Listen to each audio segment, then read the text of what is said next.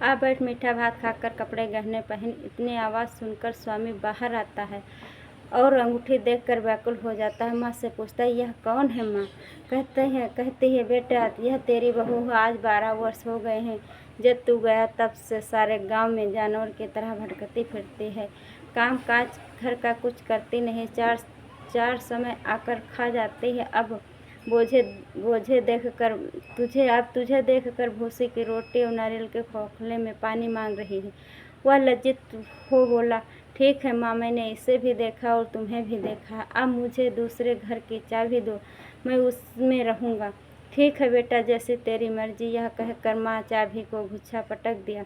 उसने लाल ताले के गुच्छा लेकर दूसरे कमरे को खोलकर सारा सामान जमाया। एक दिन में ही वह राजा के महल जैसा ठाट बाट बन गया।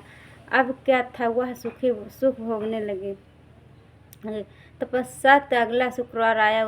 उसने अपने पति से कहा, मुझे माता का उद्यापन करना है। उसका पति बोला, बहुत अच्छा है, खुशी से कर लो।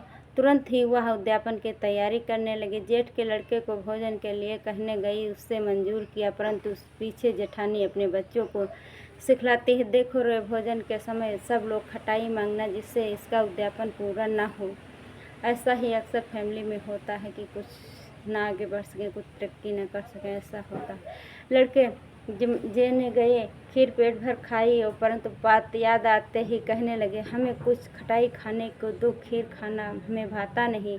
देखकर अरुचि होती है। लड़के उठ खड़े हुए, बोले, पैसे लाओ। भोली बहू कुछ जानती न थी, सो उन्हें पैसे दे दिया। लड़के उसी समय उसी पैसे से इमली ले खाने लगे। यह देखकर बहू माता जी पर कोप किया। राजा के दूत उसके पति को पकड़ ले गए। तुरंत ही जेठ जेठानी मन में खोटे वचन कहने लगे और हंसने लगे। चलो देखा, माता